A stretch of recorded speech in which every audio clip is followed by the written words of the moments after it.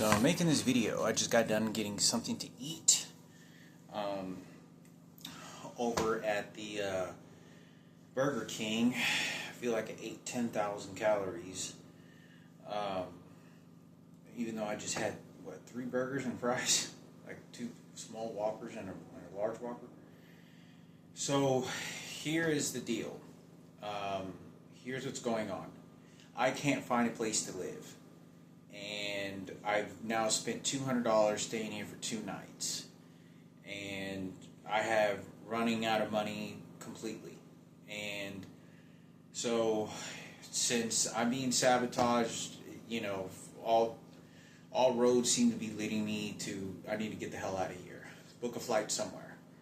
I'm most likely going to go to Dallas. I don't know yet. And I may go to Lawrence, Kansas again, San Jose, Julian Shelter. Maybe try to find a shelter where I could stay at that's comfortable enough for me to be able to sort of mobilize the way some of these shelters have been able to, because I'm not allowed to find a place. I was trying to, enroll into GED classes and get situated. Obviously, they're not allowing me to do that because I came here to Portland to find a place to live, hopefully complete the GED, enroll in school, and visit a friend of mine that I've known a very long time. Julian was good friends with him, and he used to wrestle around with Julian and some of the other kids. He's a great guy when it came to kids.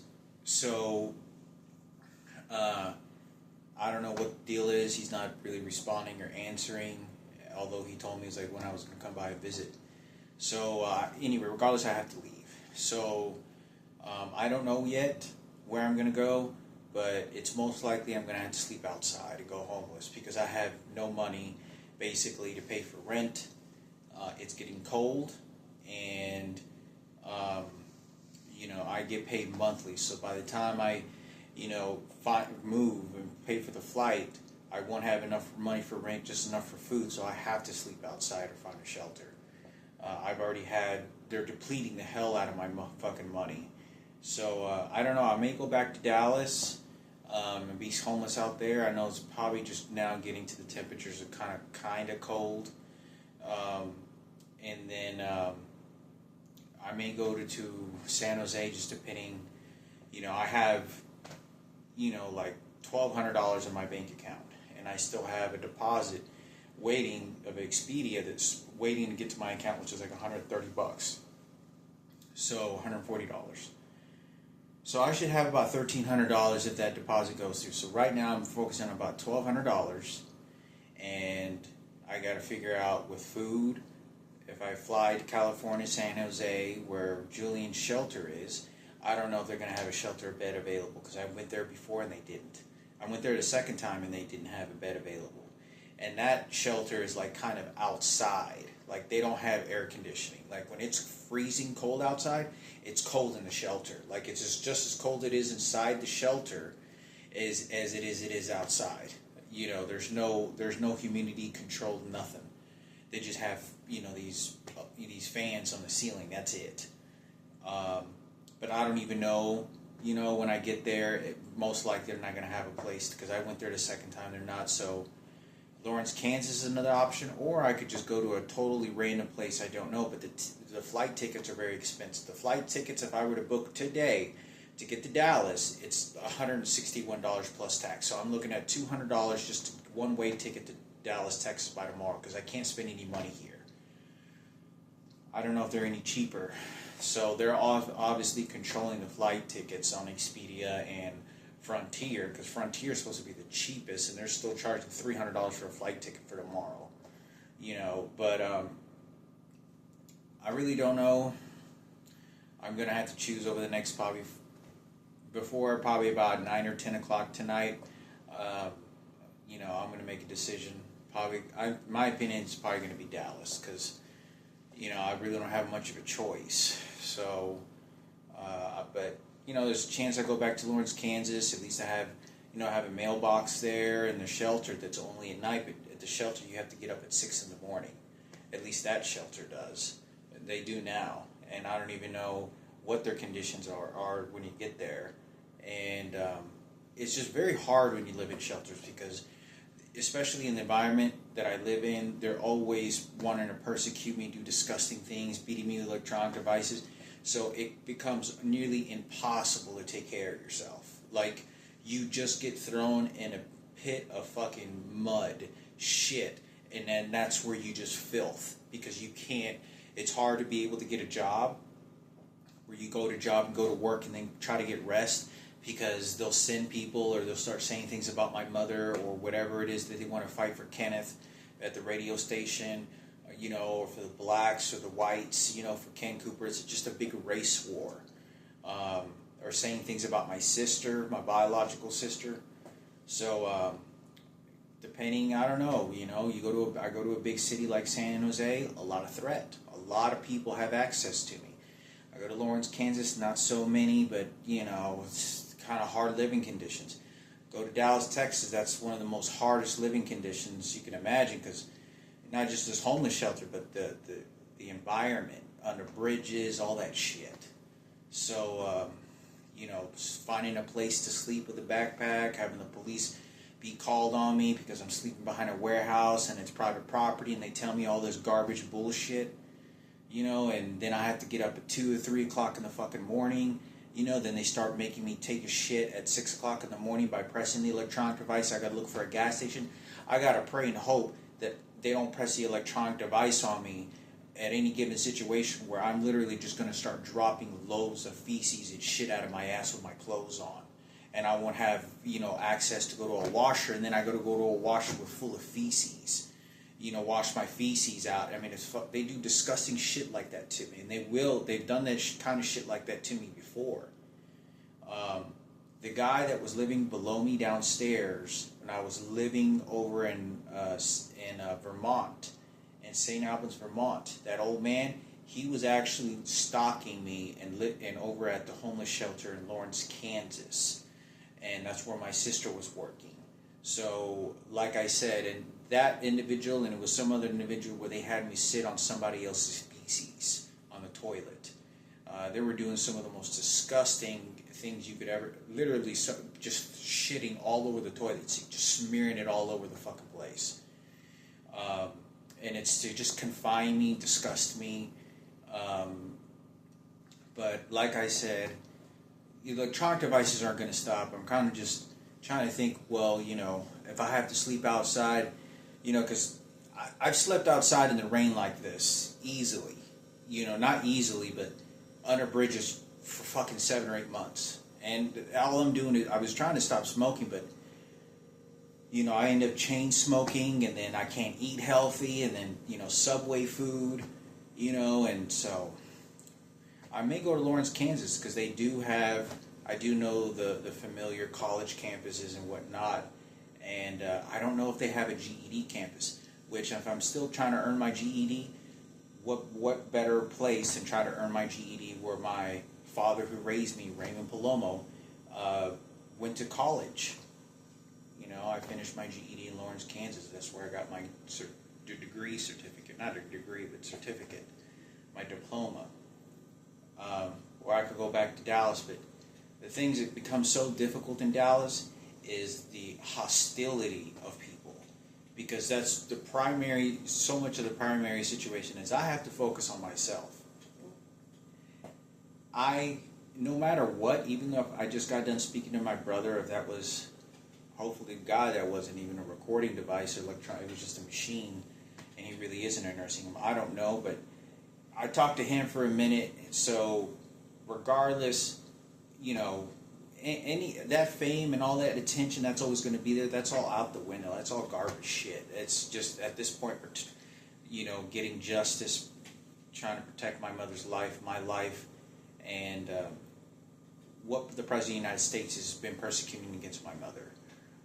Directly my biological mother, just shinning her, like a stupid bitch to whatever he wants his people to do it for him, and then he just talks his magic garbage shit. I know what my mother will always be saying, but he doesn't want anybody to know, and is forcing me to say other things and have other people say other shit, and they're gonna lie. I know that this is not about me being stubborn to see who won the fight about, some monkey motherfucker just straggling my mother around like a stupid bitch, and just me being bitter. It has nothing. No, that's exactly what he did. That's exactly, and that's what you call a dictatorship. Just like Saddam Hussein. They just pick out people and they kill them, and they do whatever they want. They take it. It's his country. The U.S. is his country. It's not mine. But other than that, I don't know. I don't know if I go to San Jose, if I go to a remote, if I go to just an unknown place, haven't been before, very difficult, because that's guaranteed to be sleeping on the streets, because I don't know what the shelters are like there. I don't know what kind of people and environment, which I've done numbers of times, but it's always very difficult, especially in my age now and my health. It becomes 10 times more dangerous, because I'm still trying to get to the doctor's office, and I'm trying to figure out what my high blood cholesterol is. I still don't even know the blood test that I got about 4 weeks ago at the doctor's office what is. And they canceled my doctor's appointment, saying that they were fully booked and had to cancel it because of something else before my flight to Portland. So I could be developing a heart attack and stroke in dangerous levels, and I have no fucking idea. And it becomes very, very difficult to take care of myself when I'm trying my best to take care of myself, and I start chain smoking. I've been chain smoking for a long time. I'm due for a stroke or a heart attack or cancer soon. I wouldn't be smoking, but the stress levels are through the fucking roof. And it's the stress, there's just no comfort and peace. There's no comfort. There's just not, I can't find a substitute, especially when they're making me shit. They have so much control over me that it's just impossible to try to, take care of myself the best way that I used to. You can hear hitting the fucking walls. But I think it's important for me to talk about, because, me being worried about my mother is driving me crazy, and I can't worry about it. And these faggots, these transgenders that are all working in teams, they're doing this on purpose to have my brothers turn against me in any way that they can, because they want it to go to a faggot opinion. This is a prejudice. You're gay, you're always going to be gay, and you have a gay thinking pattern. You have gay every fucking thing, and you're always going to want to go against, because remember Michael Jackson and the President Barack Obama? Remember Michael Jackson and Ken Cooper, the white supremacist? He's just not white supremacist, it's just, Ken Cooper. The same way that I was having to build those model ships and put a bunch of angels that had blonde hair just like Ken Cooper and Sarah Cooper, and then they're watching me how I place all the items, and they hit my hand, and they electrocute me, and they condition me, threaten me at the stores, and I start applying, to make sure that the president gets all his model ships and all his bill for his niggas or for white supremacists because he did a favor for the blacks. Well, that's the way that I have to live my life, because I have no fucking choice, and because I'm trying to heal everything. I'm trying to find a sort of balance and peace to whatever horror that happened, because there's no justice for that. What happened to my mother is not going to be any justice, and they're going to be in control. They're going to say, he is the one that's throwing me and dunking my head into the fucking toilet. He's the one that's throwing me into the fucking worthless, body ditch of the fucking Holocaust. Doesn't give a goddamn fuck. So that's the best option that I can do to help my mother, immediate family, because they rule everything. Kenneth is, at the radio station, responsible for burning me to the fucking god, and they're going to keep using psychology. They're homosexuals. This is about homosexual favor and the sacrifices you can make for that faggot piece of shit. And they should feel sorry for him. It's not going to change. It's not going to fucking change. So it's best to try to heal that. It's best to try to think of God and some higher power, because they did win. You got to understand, the psychologists in these very specific situations that nobody seems to be wanting to go into anymore, it can't be fixed. The horrors that have can't be fixed anymore, and it's best to go through a positive route to try to heal. Because trust me, I wanted all the war. I wanted, for the justice, for what had happened, for what they did to me and my mother, and what they did to my siblings, and looking to see how they could play my siblings stupid, because my mother's straight, and they have my mother just like a stupid bitch, slapping around the back of the head, fucking her ass whenever they want to. It's just Barack Obama for his niggas, oh, let me explain, the president fixed. They don't care. They get everything they want, and they're going to, and they have the people do it for them. And so, yeah, I have to surrender that. I have to just give them whatever the fuck they want. Anything they want, I have to give to them, because I hoping and praying there's somebody else watching. There's somebody else, a group of people that are watching that are not going to try to put barriers up, or walls to it happening from what they did. But it's impossible. That's the petty hope that I have, that even if it did, it's very petty. It's bullshit. There's not any justice.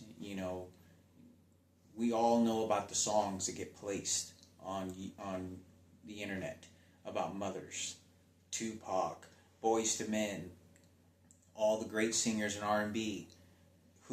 What race owns the music industry? And that is not going to change. They get everything they want. It's not gonna, for anybody that think that any of this fame is nothing but it's the worst of the leftover dog shit feces you can imagine. That's always going to be there. That garbage Hollywood fame or ego, all that shit, that's always going to be there. That's just there. There's no justice in that. That is just a pit of shit. That's all that is. That's just a toilet of its own, of evil. Very dark, bad, evil shit. And that is a lot of stuff. There's very few authentic celebrities that are females that would be able, and those are the only ones that can do anything about it. And I know some of them are involved trying to alleviate me and my mother and immediate family and what's going on. But they're trapped as well. They don't have lives as well. You don't see Taylor Swift going to Burger King and McDonald's all the time freely. They don't do that. They don't understand the real world, so much of the world that we live in, because they just live this glamorous life in a room and mansion. They don't live the way you think. It's not the same. So they're in their own problems and their own bullshit, and to get more attention and their own agendas to make the movements go somewhere else. So, and if Michael Jackson's on my mother's table, they're going to take it. Mariah Carey is definitely one person I believe is extremely intelligent and very smart. Very intelligent, very smart, that is willing to help it.